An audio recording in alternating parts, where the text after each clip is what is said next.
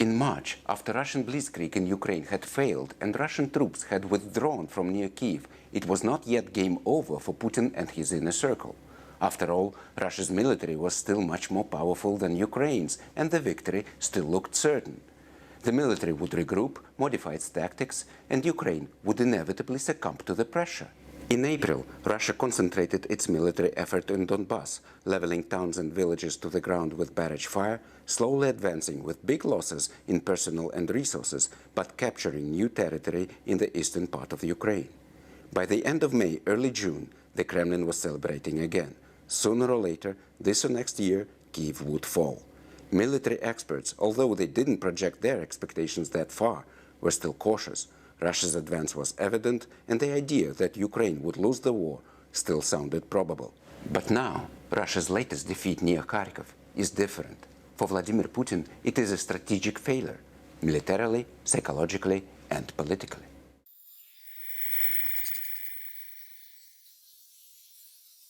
Militarily, it has demonstrated that in its current state, Russian military is unable to win this war. And importantly, Putin now knows that he cannot trust his own generals. Russian military knows how to destroy cities with heavy artillery, but can't cope with simple tasks of military planning. It's a vicious circle. Putin sees that his army is fighting poorly, so he interferes, destroying the command hierarchy, which is so important on the battlefield. And it gets even worse. In the spring, Russian military operated as a single mechanism. Now it is an array of various disparate groups. Military analyst Yan Matveyev lists them as follows. Here are the groupings: the regular army of the Russian Federation, the separatist militias of the Donetsk People's Republic and the Luhansk People's Republic, PMC Wagner, the National Guard, and the Kadyrovtsi.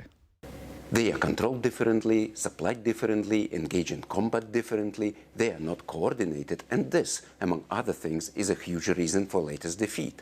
Yevgeny Prigozhin does not report to the Minister of Defense. He has direct access to Putin, and army leadership repeatedly proves its incompetence. As the independent publication Important Stories wrote recently, the Ministry of Defense is trying to convince Putin to begin mass mobilization through newspaper articles. Not in person, because before, Defense Minister Sergei Shoigu promised Putin that there would be no mobilization. And Prigozhin, a former criminal who did time in the 80s, is now the face of this senseless and bloody war. He is gathering prisoners to join his paramilitary Wagner group. He tells the prisoners loudly and clearly that they will be stormtroopers. On the battlefield, their first sin is desertion, the second alcohol and drugs, and the third marauding and plundering. Через полгода уходите домой. You'll go home with a pardon in 6 months. Those of you who want to stay with us can stay behind, but there are no other options to go back. For anyone who comes in on the first day and thinks to themselves, what have I gotten myself into? You'll be marked as a deserter, and the firing squad will follow soon after. Any questions, guys? After the questions, everyone get in line for an interview. You have 5 minutes to decide. In this movie, Prigozhin is the director and the lead character, and we, the audience, find ourselves inside a Hollywood dystopia featuring class-divided society after a nuclear winter where rich, greedy capitalist autocrats arrange gladiator fights for their amusement. Prigozhin stands out in the sea of helplessness and impotence demonstrated by the state. Putin and state propaganda are lost.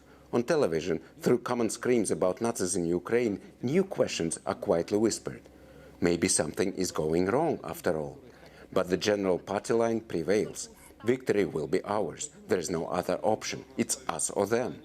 Overall, in these confusing and uncertain days, propaganda has been dominated by the clear message: it is okay to shell civilian infrastructure. Ходит информация, что наши нанесли грамотный удар. Теперь река Ингулец не обмелевшая, а теперь это мощные водные приправы, которые смывают временно наведенные приправы, которые пытались поставить украинской армии. То есть, видите, вы услышали, не то, что я говорил, жестче надо, жестче. Мы начинали специальную военную операцию против украинских нацистов. И поэтому действовали крайне осторожно, очень аккуратно, стремясь нанести минимальный ущерб гражданам, которые не участвуют в нацистских батальонах. Сейчас, когда реально 100% мы видим, что с нами воюет НАТО, естественно, что арсенал средств воздействия с нашей стороны должен расширяться. Хотелось бы просто прояснить понятие, вот мы наносим удары по критической гражданской инфраструктуре. В период ведения боевых действий нет такого понятия, как гражданская инфраструктура. Meanwhile, Putin consistently downplays his goals in this war. In Samarkand, he says, don't get confused. The goals of the special military operation is the liberation of Donbass, and this operation proceeds as planned.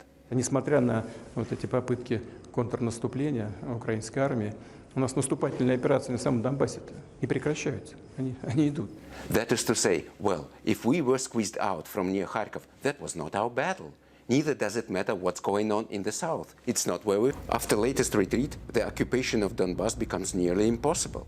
Secondly, what should collaborators in the occupied territories think? That they will be left behind without a second thought? This is a very important issue during the war. Thirdly, what should the military be thinking? For example, in the south, at the right bank of the Dnipro River. What are they doing there? What are they dying for? Yet Putin's words reflect reality. Stretched across hundreds of miles of battlefront, Russian military lacks the troops to hold the lines, and it is likely it will lose more territory soon.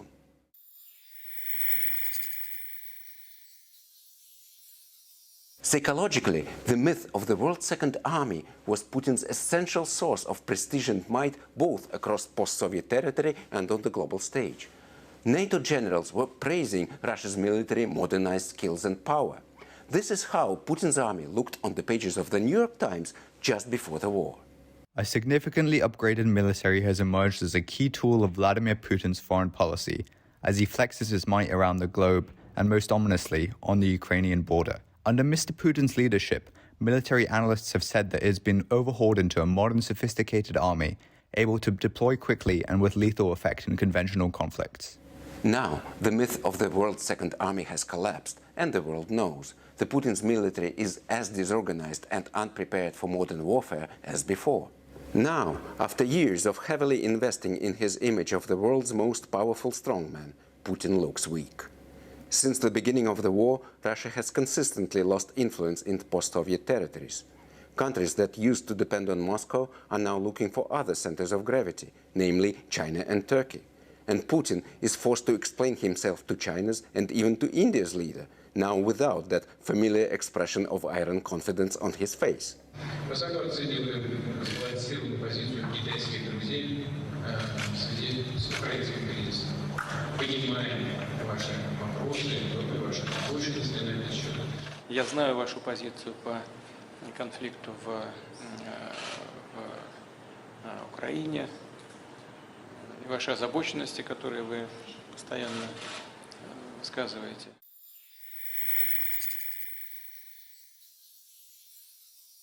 Thirdly and finally, Putin has suffered a political defeat because he has no good options left. He has nothing with what to counter the offensive of Ukraine. Mass mobilization is impossible. Propaganda rejects any hint of it from the outset. This is a clear case. Впереди очень серьезные и важные решения, и эти решения должны быть восприняты нашим народом, нашей страной, потому что никакого выбора, кроме победы, у нас нет. Вот, собственно, и все. Но вы народное население раньше времени не запугиваете. Mobilization is impossible because it is completely at odds to how Putin has built his relationship with the nation. For decades, he shepherded Russian people, and successfully, into a state of apathy and lack of will. It was in Stalin's time that the leadership gathered the people into a single fist. Putin's power, on the other hand, has always been based on social depolitization and demobilization. For the nation, all Putin's wars were virtual. They were based on vanity, not death and sacrifice. As the sociologist Boris Dubin wrote, in Putin's Russia, a new tool of dominating over society is the disunity of the masses, new in comparison with the totalitarian Soviet approach. In Putin's Russia, the state does not shape the nation with strength and power, but relies on its weakness. Putin knows that involving people in the matters of state is the beginning of his own end. He can't allow this. A few days after the defeat near Kharkov, it seems like propaganda has finally found its main message. No matter how difficult it is, we can't back off. Если мы дадим заднюю никто не даст больше, кроме нас. Если мы не дадим заднюю, Они могут дать заднюю, а вот если мы ее дадим, они ее не дадут. Okay, but what does this mean in practice? These words have no real meaning. It's just empty talk, a bluff. Propaganda lingers and waits for Putin to make his next move. And Putin is lingering too. He has always been cautious, but now he has made his fatal error. He fell into the trap of dictatorship. He has become too greedy for flattery. He started to believe that the image of his power and might that he had been projecting outwards for the last 20 years reflects reality. The virtual war with the global world on which his authority rested, he transformed into a real one. And now he is losing. He has used his trump card, the military, to no avail. He has another trump card left. Propaganda cries out that in such a war there are no bad means. We need victory, no matter how and at what cost. Мы должны победить, при том победить так, чтобы никого не было иллюзий. Поэтому почему говорю? Если для этого надо использовать любые типы оружия, их надо использовать. Потому что в любом другом случае нашу страну будут ноги вытирать. But again, it's just empty talk, lingering. What last 6 months of this war have demonstrated is that Putin is not ready for nuclear escalation. In Washington, options for a response to a tactical nuclear strike are already on the table. The most evident of them is NATO troops entering the war, boots on the ground. And Putin understands this is too dangerous, leads to consequences he can't control.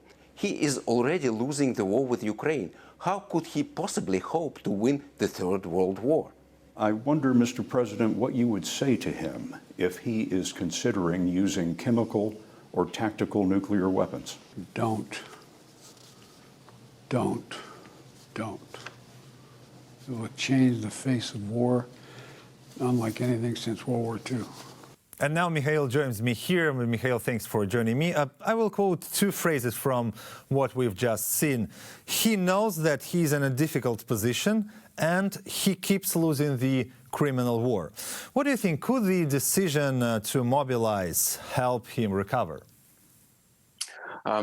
That's a great question. Yes, hi Tikhon, and thank you for having me. Yes, we understand from past 2 weeks that Putin would like to end this war already, but in a way that would at least let him show something as a victory to justify somehow these catastrophic casualties that his military had suffered during last 6 months. But Kyiv would never agree to something like this, and he is in a difficult position. So he has two cards on the table, both that he can't really play. The one is mass mobilization, the other is going nuclear, and he's sort of trying to use them both, but partially, yes, but not to the very end, not going to the very end, which with each one of them.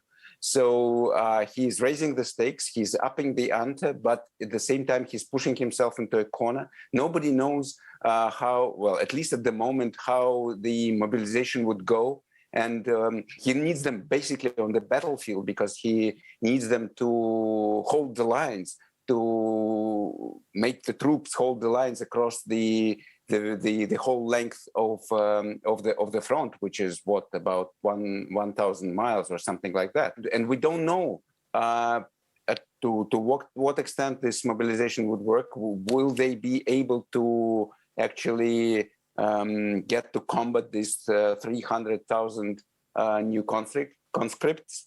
That's not known. And what would be their motivation? What would be their morale?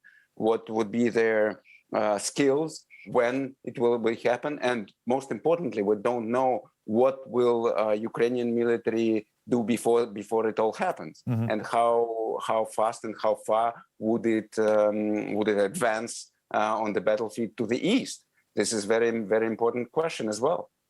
The other question which I have, and I hear a lot of such questions these days, is the possible reaction of the Russian society. We heard a lot that the decision of mobilization was not really popular in the country, and we saw that even despite repression, people in Russia took to the streets to protest. Maybe there are only a few protests, but still, there have been no protests whatsoever for 6 months. What do you think? Does this movement has potential? And the second question is, will the decision to mobilize create disagreement in the Russian leadership or maybe in Putin's entourage? I think that Putin understands clearly that mobilization works totally against his interest. He knows that, and that's what I was telling in my take, actually, that his power, his authority across Russian nation is built upon demobilization of the nation, not mobilization of it. So he, of course, is afraid of mobilizing society. Military mobilization equals basically social mobilization. What is the difference? And of course he understands it, and he's afraid of it, and that's why he goes not the full way. He doesn't go the full way. He just he stops short of calling real mass mobilization, but he agreed to limited amount of this mobilization. But he understands that it is very dangerous for him personally as a leader. But what is important, I think, is not that. These protests, of course, are very. They show courage. They demonstrate that in Moscow and other big cities there are still people who oppose this war, this criminal war, and they are very brave to taking to the streets. This is, of course, what we see at the moment. But what is more important, I think, is that mobilization touches the contract between Putin and the nation, and even if the nation doesn't stand up, doesn't mean that it agrees with what's going on. And the consequences we don't know yet. We know that dissent would start growing.